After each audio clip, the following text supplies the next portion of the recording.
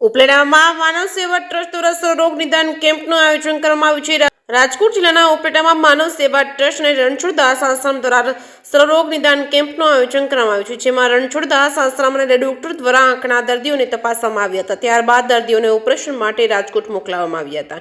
આ કેમ્પમાં આજના ભોજન પ્રસાદ અને કેમ્પના મુખ્ય દાતાના સત્સંગ ભુવન રામધૂન ઉપલેટા હસ્તે સત્સંગી સભ્યો પરિવારો દ્વારા આ કેમ્પ યોજાયો હતો। તેમજ આવેલા દરેક દર્દીઓને ભોજન પ્રસાદ માનવ સેવા ટ્રસ્ટ અને ક્ષેત્રના રસોડી દાતાશ્રીના સહયોગથી ભોજન પ્રસાદ વ્યવસ્થા રાખવામાં આવી હતી। આ કેમ્પમાં માનવ સેવા ટ્રસ્ટ સાથે સંકળાયેલા સભ્યો આ કેમ્પમાં ખાસ ઉપસ્થિત રહ્યા હતા અને આ કેમ્પનું સંચાલન માનવ સેવા ટ્રસ્ટ અને ક્ષેત્રના સંસ્થાપક લાલજીભાઈ રાઠોડ, સંજયભાઈ તેમજ કેશુબાપા તેમજ અસ્મિતાબેન મુરાણી, રમેશભાઈ આહુજા, ધામેચા સાહેબ ખાસ ઉપસ્થિત રહ્યા હતા અને કેમ્પને સફળ બનાવવા જહેમત ઉઠાવી હતી।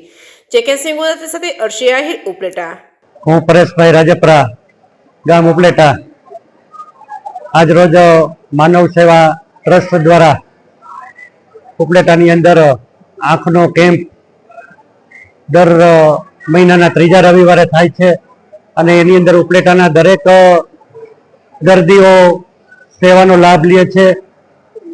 ઉપલેટાની અંદર ઘણા વર્ષોથી અમે સત્સંગ ભવન રામધૂન મંડળ કરીએ છીએ।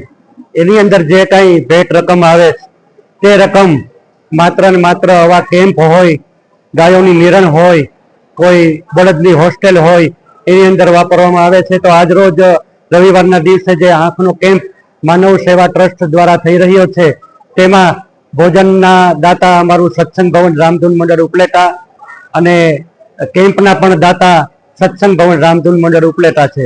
આ સિવાય અમે જે પાનેલીની અંદર શિવમ બળદ હોસ્ટેલ છે તેમની અંદર પણ હમણાં તાજેતરમાં ગઈ મકર સંક્રાંતિના તારીખ 14ના દિવસે 2 લાખ રૂપિયાનું દાન આપેલ છે અને ઉપલેટાની અંદર જે એનિમલ હોસ્ટેલ ચાલે છે એમની અંદર પણ 50,000 રૂપિયાની નિરણનું દાન કરેલ છે અને અમારા સત્સંગ ભવન રામધૂન મંડળનું સંચાલન અમારા હરિભાઈ કાલાવડિયા ભૂમિ એગ્રો એ બહુ સરસ અને સુંદર રીતે કરે છે અને બધા સભ્યો મળી અને આવા સેવાના કાર્ય કરીએ છીએ। જય શ્રી કૃષ્ણ।